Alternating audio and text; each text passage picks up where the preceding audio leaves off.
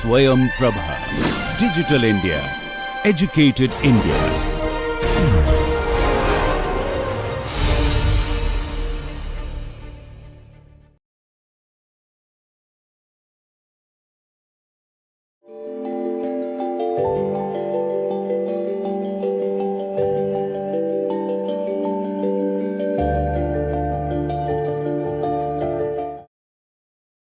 Welcome friends to this second lecture of week 6 or module 6. In this week we are talking about kinetics of soil chemical process. So basically in this week we are supposed to cover these topics. So in the first lecture we have covered these rate limiting steps and time scales of soil chemical process, and then we have also discussed about the chemical reactions and the rate laws. Now today we are going to focus on the determination of different reaction orders and rate in this lecture. So before going to that, I just want to give a quick recap of whatever we have discussed in the last class, so that it will be helpful for you to relate whatever we are going to talk about in this lecture. So let us go ahead and see. We have in our first lecture we have first discussed why study the soil chemical kinetics. Now soil chemical kinetics is very important because soil chemical processes are very time dependent, and different metals, oxyanions, radionuclides, pesticide, industrial chemicals and plant nutrients, and their reaction is governed by these different chemical kinetics. So that is why it is very important that we should learn about the chemical kinetics, and we also need to predict these fates of these different metals, oxyanions and radionuclides, pesticides in the environment. So for that also we need to understand what is the what are the soil chemical kinetics. And then we have talked about these 6 different rate limiting steps or transport process. The first process, as you know, it is the transport in the solution phase, as you can see, and it is basically very rapid, because in the laboratory we can facilitate this by rapid mixing. The second step was transport across this particle liquid interface, and the third phase we have talked about the transport within these liquid filled macropores, the macropores which are having the diameter of greater than 2 nanometers. So the fourth one which we have talked about is basically the diffusion of sorbate along the pore wall surfaces, which is called the surface diffusion, as you can see here. The fifth one we talked about the diffusion of sorbate occluded in micropores, which is denoted by this in this 5, and the sixth one we have talked about the diffusion of the bulk of the solid. So this is the sixth one. So apart from this, so this diffusion from the bulk of the solid is basically a activated diffusion process. However, the movement through the macropores and the transport to this diffusion of the sorbate at the surface of the solid is non active diffusion, examples of non-active diffusions. There are different rate limiting steps, as you can see here. There is different types of soil chemical processes are depend on time. So for example, ionization, ion exchange, as you can see here, are very short period. They are very they are present for a very short period, or these reaction occurs in very short period of time, varying from microseconds to minutes, and just opposite to mineral crystallization, which can takes years to millennium to occur. Now these reactions can also occur simultaneously and consecutively also. Now we know that variation on the different types of soil clay colloids also shows different types of reaction rate. For example, kaolinite and smectite can produce higher reaction rate than that of vermiculitic and micaceous soil. The reason is, in case of kaolinite the external surface area is more. However, in case of smectite, for example, molten the internal surface area is high. So, these surface areas are available for reactions. So, as a result, the sorption mechanisms occur very rapid in these surfaces, and they basically take seconds to milliseconds to occur. Now, in contrast, in case of vermiculite and mica, you can see that they have multiple sites for retention of metals and organics, including the planar edge and collapsed interlayer sites, because due to the presence of this potassium ion in the interlayer site, their interlayer space is collapsed, and as a result, sorption and desorption mechanisms on this site can be very slow and very tortuous. So, these reactions, sorption can involve either three reactions. One is high rates of reaction in the external site, intermediate in the edge, and low rate in the interlayer sites. So, we also talked about chemical kinetics, definition of the chemical kinetics. Now, it is the investigation of the chemical reaction rates and the molecular processes by which their reaction occur where transport is not limiting, where in contrast kinetics is basically the study of time dependent process. Now, it is difficult for determining the chemical kinetics for a homogeneous system, and the things become more complicated when you talk about soil, which is highly heterogeneous system. Now, that is why it is extremely difficult to eliminate the transport process in soil, because that is a mixture of heterogeneous mixture of inorganic and organic processes and adsorbents. So, we also talked about the rate loss and implication of the rate loss. Now, remember that rate loss helps us to determine how rapidly reaction attain the equilibrium, and secondly, it helps us to infer the information on the reaction mechanisms. So, different types of rate loss we have I have showed you these elementary equations, elementary reactions, and here A, B, Y and Z are stoichiometric coefficients, and then we have defined different types of constant based on that. So, based on this rate laws, we have seen that the rate of reactant A above, which has a concentration which is given by this bracket at any time t, can be denoted by this rate. However, while the rate of regard to product Y having a concentration of this bracketed Y at the time t can be defined by this dy by dt, and the rate expression here can be defined as dy by dt equal to minus dA by dt. Now, dA has we are putting a minus sign because as the time progresses there is a continuous decrease in A concentration. So, which can be expressed in terms of this constant multiplied by A alpha and B to the power alpha, whereas this K is it is a rate constant, alpha is a partial order for reactant A, whereas the beta is the partial order for reactant B, and these orders are experimentally determined and not necessarily their integral numbers. We will see these in details in today's lecture. Now, remember this, the sum of these partial orders are always equal to the overall order of n.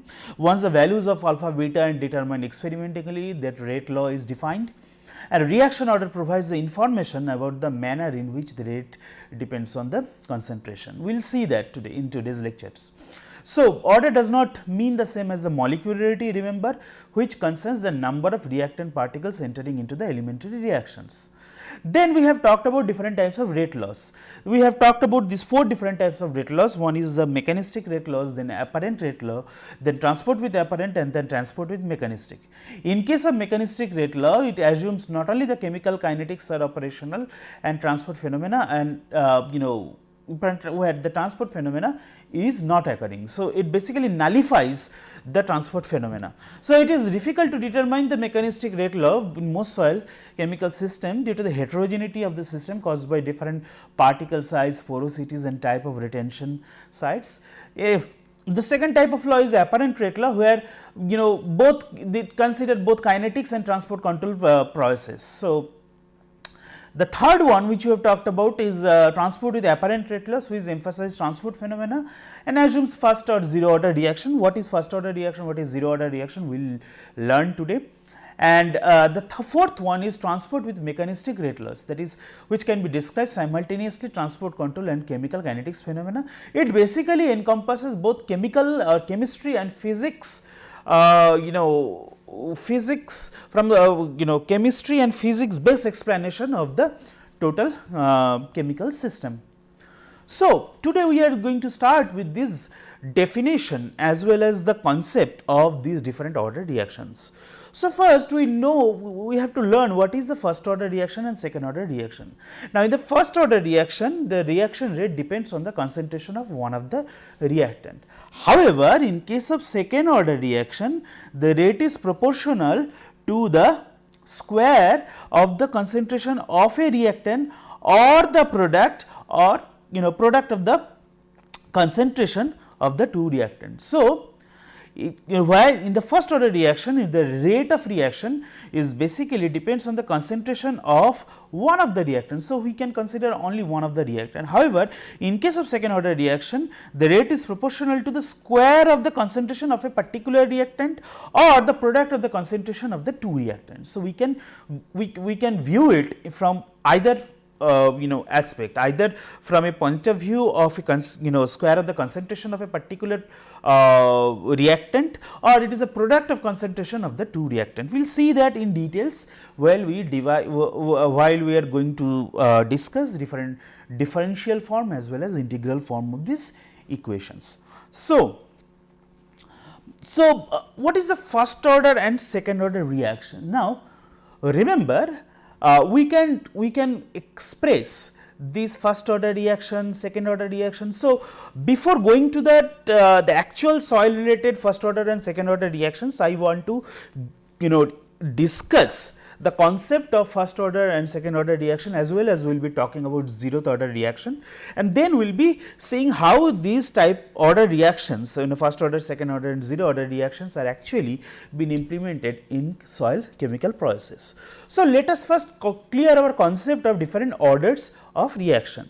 So, if you see, the differential rate laws are generally used to describe what is occurring in a molecular level during a reaction, whereas integrated rate laws are used to determine the reaction order and the value of the rate constant from experimental measurement. Now, remember, any type of reaction order, for example, first order reactions or second order reaction or zero order reaction, can be expressed from both differential point of view as well as an integrated form.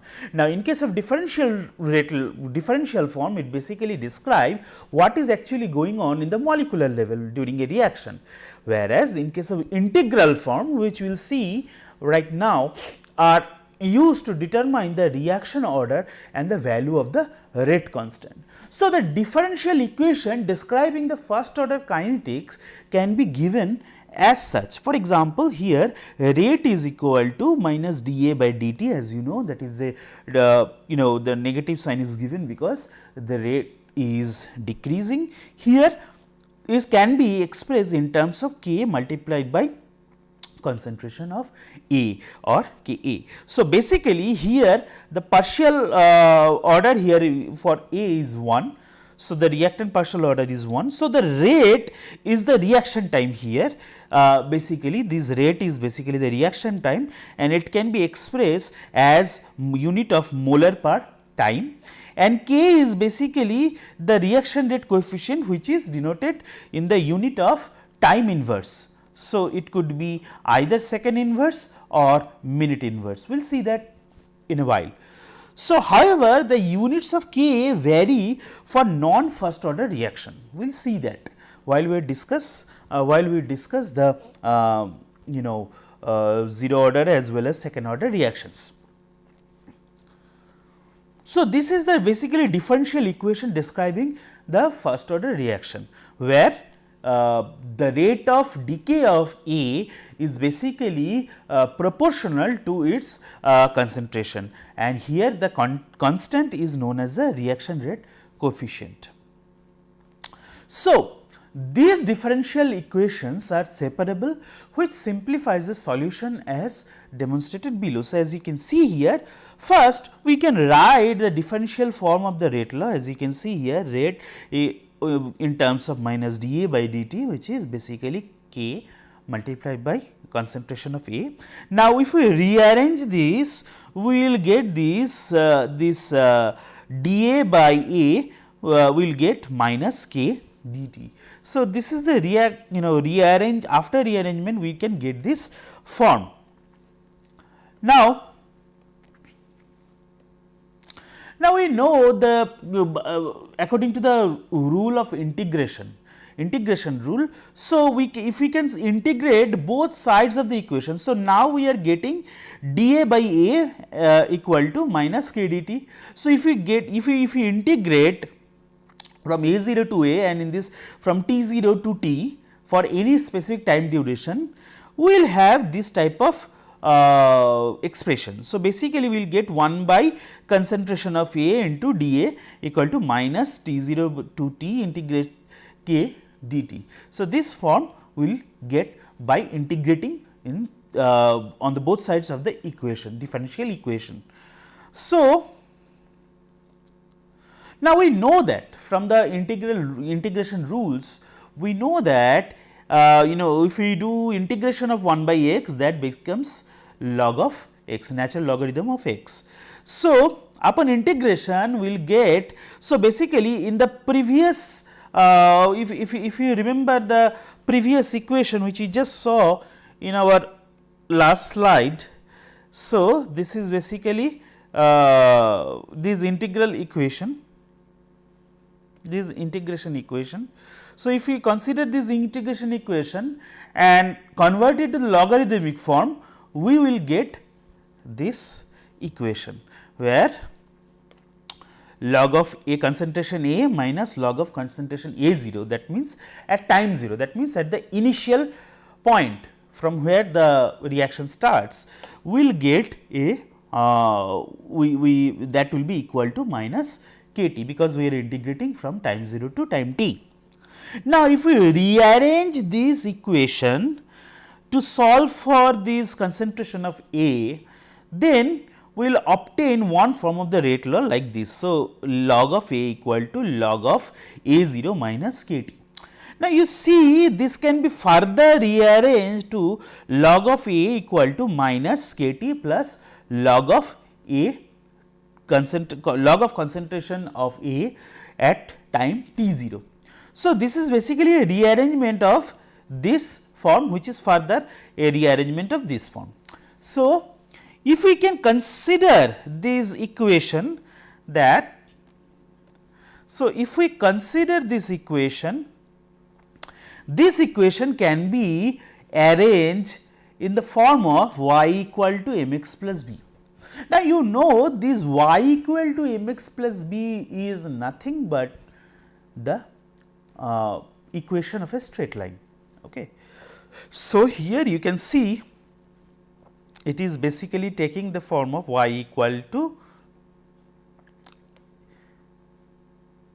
it is mx plus b.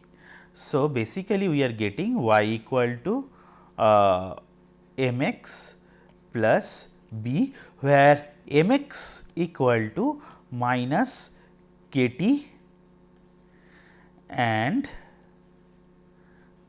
minus kT, whereas b is equal to logarithm of A. So, from here we can see one thing, that here the slope m is basically this if we consider this m as slope, then mx is basically minus kT as we have seen, and the y intercept b is basically log of A0. Okay. So, the summarily this equation can be represented in the form of a straight line. Now, once we can describe this equation in the form of a straight line, now recall from the rate laws of recall from the logarithmic laws, that if we logarithm of at by a0 equal to minus kT. So, basically we know here is logarithm of at, it was our equation, minus kT plus ln of A0. So, if we simplify that, we will get this logarithmic form. Here A is the concentration at time t and A0 is the concentration at time 0 and K is the first order rate constant. So, this equation which I present here in the logarithmic form is basically, if we go back, this is basically the simplified form or rearrangement of this equation, which is basically arranged in the form of a straight line. So, once you get this logarithmic form, now if we plot it, if we plot this whole the form of if we plot the time versus logarithm of at, then here the intercept will get a0 and here you can see we will get this straight decay line. So, these are basically called decay profiles for first order reactions. Now, here you can see there are two different constant. One is in one reaction you are getting smaller k, another reaction you are getting larger k. In case of small k, when the rate constant is small, then the rate of decay is relatively less. However, when there is a large k, the rate of decay is quite high. So, there is a steep slope in case of large k. So, this is basically the decay profile. So, basically if you plot the time versus logarithmic of concentration at any particular time, then you will get a negative slope as well as a straight line. So, this is the most important feature of a first order kinetics. So, in any type of reaction, if we just plot the reaction time versus the concentration at a particular time, and graphically you want to see what and if you get a straight line with a negative slope, then you can be confident then that it is basically following a first order reaction. Okay. Now, so because the logarithm of numbers do not have any unit, the product of minus kt also lacks unit. Since it is the logarithmic, we have also already seen this kt is nothing but the log of at by a0 equal to minus kt, we already know. Now, for logarithmic of any number basically do not have any unit. So, this kt also do not have any unit. So, if this kt is unitless, that means the unit of k should be always time inverse, because if the unit of k is time inverse, then this time unit and this time inverse unit will basically nullify each other to get a unitless number. So, examples of time inverse is basically second inverse of second or inverse of minute. Thus, the equation of a straight line is applicable here. You can see here this is what we have discussed in previous two slides. So, the straight line and negative slope is the major identifier of the first order reaction. Okay. So, to test if it is a first order reaction, you have to basically plot the natural logarithm of a reactant concentration versus time and see whether the graph is linear. If the graph is linear and has a negative slope, then the reaction must be a first order reaction. Now, to create another form of this first order rate law, if we take exponential in this previous equation. So, we know that in the previous equation it is basically log of a equal to log of a0 minus kt. So, if you take an exponential in both sides of the equation, then we can get it more simplified form. So, this is concentration of a equal to concentration of a0 multiply e to the power minus kt. So, this is basically the second form of the rate law, where it is following a first order reaction. Okay, so here it is given here. So, this is concentration of A equal to can be expressed in terms of this A0 e to the power minus kT. So,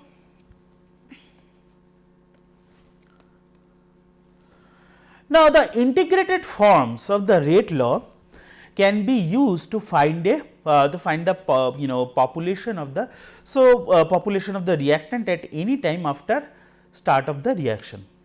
Now, plotting the logarithmic of A concentration with respect to time for a first order reaction always gives a straight line with the slope of the line equal to minus k. We know that. Sometime in some literature you will say that minus k by 2.303. Why it is k by 2.303, we will see that later. But remember that still the value of k by 2.303 it is a constant. So, it does not matter, we can use a minus k as a constant. So, this general relationship in which the quantity changes, that means concentration of a particular reactant changes at a rate that depends on its instantaneous value, is said to follow an exponential law. So, basically there is this decay, as we can see in the previous decay profile, it is basically following a an exponential decay. So, exponential relationship are widespread in science and in many other fields. Remember, consumption of a chemical reactant or the decay of a radioactive isotope, all of these follow a exponential decay, and its inverse, the law of exponential growth, describes the manner in which the money in a continuous compounding bank account grows with time, or the population of any colony reproducing organisms like bacteria. So, bacteria follows a exponential growth. So, the reason that the exponential growth of a colony reproducing the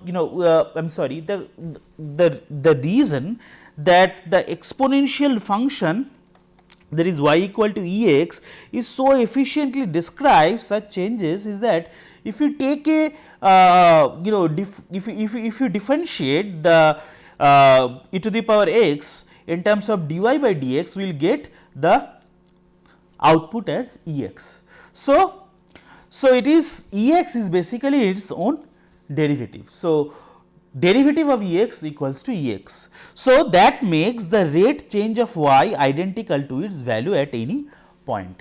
So, that is why these exponential decay shows the best representation of first order differential equation. Okay. Now, if you consider why it is called a exponential decay, basically if you put the time versus concentration, you will see there it is following a exponential decay. Now, so that is basically log normal. So, whenever you convert it to logarithmic form, you will get a straight line. So, the following graph represents the concentration of a reactant versus time for a first order reaction. So, this is basically the identification mark of a first order reaction. It will show you, if you basically plot the time versus concentration, you will see an exponential function, and if you take a logarithm of that concentration, you will see a straight line, and the straight line have a negative slope. So, this is the graphical representation of first order reaction. Okay. So, so if we graph, just for an example here, it is a good example is given. So, if you plot the logarithm of a concentration of a reactant with respect to the time for a first order reaction, it basically gives a straight line. So, basically here you can see is the time varies from 0, 1, 2, 3, 4, 5, and you can see first order, in case of first order reaction, the concentration changes from 40 unit to 35 to 30, 25, 20 and 15. So, if you plot that, you will get a basically straight line. So, so basically if you it again says that how this empirically this first order reaction can be identified by just plotting them, the concentration or logarithm of concentration versus time. So, guys, I hope that you have learned something new, at least for first order reaction you have learned today, and in the next lecture we will be talking about the second order reaction, zero order reaction, and and how to calculate the half life of the first order reaction, and what are the other kinetics model applicable in soil science. So, let us wrap up this lecture, and the next lecture we will be talking more about these second order reactions as well as the other types of kinetics models. Thank you very much.